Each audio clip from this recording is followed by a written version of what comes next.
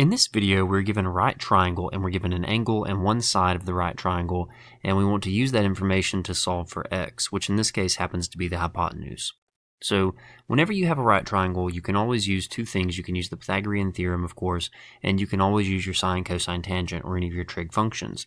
And just like we have the SOHCAHTOA, sine theta is opposite of hypotenuse, cosine is adjacent over hypotenuse, and tangent is opposite over adjacent, those things are going to come into play because here we have an angle, so that would give us our theta for whichever one of these we choose, and we have two sides. Now one of them is going to be unknown, that's going to be the x, but that will be the only unknown in the equation once we plug it in, and so therefore we can solve for it.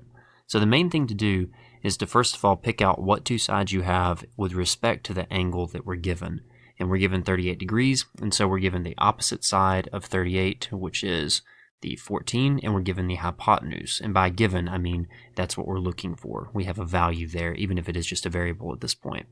So we're given the opposite and the hypotenuse, or that's what we're interested in, and so the one of these, the sine, cosine, or tangent, that matches up to what we have for this particular problem is sine theta. And so what we're going to do is we're going to use this to set up our equation. We're going to have, instead of sine theta, we will have sine 38 degrees, because that's given to us. And the sine of that angle is equal to the opposite of that angle over the hypotenuse, and like we noted, the opposite of the 38 degrees is 14, and the hypotenuse is x. And so now we have the equation sine 38 degrees is equal to 14 over x. And so now we have an equation with one unknown, so we can solve for x. So in order to do that, we first of all need to get it out of the denominator. And so I'm going to multiply both sides by x, and that's going to give us x multiplied by sine 38. And be sure you remember you're in degrees, because that's going to be important here in a second, is equal to 14. And so now we want to solve for x, of course, and the only thing keeping us from that is it's being multiplied by sine 38 degrees. So we can go ahead and divide both sides of this equation by sine 38 degrees, and that will help us to isolate the x. And so now all we need to do is we need to figure out what 14 divided by the sine of 38 degrees is, because now we have x. What we're looking for is equal to 14 over sine 38. And so here's where you want to go to your calculator. Now, the problem with this is we have degrees, and so our angle is in degree mode. So you want to be sure that your calculator is also in degree mode.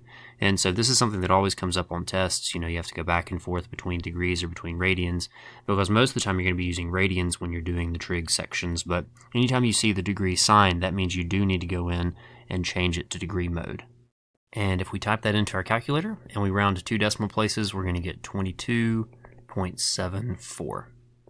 And so the hypotenuse for this triangle is approximately 22.74 units.